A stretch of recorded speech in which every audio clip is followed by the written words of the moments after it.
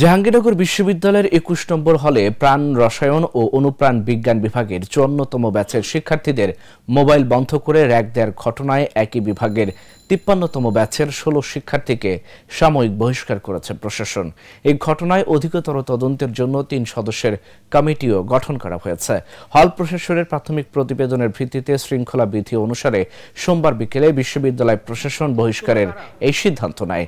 এর আগে রোববার রাতে ২১ নম্বর হলের ৪০৩ নম্বর রুমে ৫৪তম ব্যাচের ২০ শিক্ষার্থীকে ডেকে তাদের মোবাইল ফোন বন্ধ করে কক্ষের আলো নিভিয়ে দেওয়া হয়। প্রায় ১৫ থেকে ২০ মিনিট অন্ধকার রুমে দাঁড় করিয়ে তাদের বিভিন্ন নিয়ম কানুন ও শৃঙ্খলা সম্পর্কিত প্রশ্ন জিজ্ঞাসা করা হয়। সময় হলের শিক্ষার্থী ও হল সংসদের প্রতিনিধিরা বিষয়টি বুঝতে পেরে সেখানে উপস্থিত হন এবং প্রশাসনকে জানান।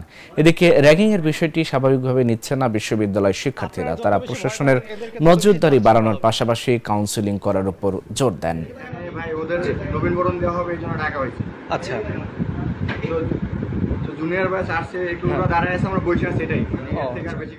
নতুন নবাগত যে শিক্ষার্থীরা বিশ্ববিদ্যালয়ে এসেছেন তাদেরকে রুমে ডেকে নিয়ে তাদেরকে সারিবদ্ধ করে ভাবে দাঁড় করিয়ে বিভিন্ন প্রকার র্যাগিং করার জন্য যে চেষ্টা চালিয়েছেন এবং র্যাগিং করেছেন, সেই জন্য বিশ্ববিদ্যালয় কর্তৃপক্ষ হল কর্তৃপক্ষের মাধ্যমে একটি প্রাথমিক প্রতিবেদন পেয়েছেন। সেই প্রতিবেদনের প্রেক্ষিতে ইতিমধ্যেই বিশ্ববিদ্যালয়ের অভিভাবক মাননীয় উপাচার্য স্যার শৃঙ্খলা বিধি অনুযায়ী আমাদের যে শিক্ষার্থী শৃঙ্খলা বিধি আছে ২০১৮, সেই বিধির এখতিয়ার বলে স্যার ইতিমধ্যেই যে ১৬ জন শিক্ষার্থী প্রাথমিক তদন্ত রিপোর্টে যাদের নাম এসছে তাদেরকে ইতিমধ্যেই সাময়িকভাবে বিশ্ববিদ্যালয় থেকে তাদেরকে সাময়িকভাবে বহিষ্কার করেছেন এবং উল্লেখিত ঘটনাটি অধিকতর তদন্ত করে রিপোর্ট প্রদানের জন্য ৩ সদস্য বিশিষ্ট একটি তদন্ত কমিটি গঠন করেছেন।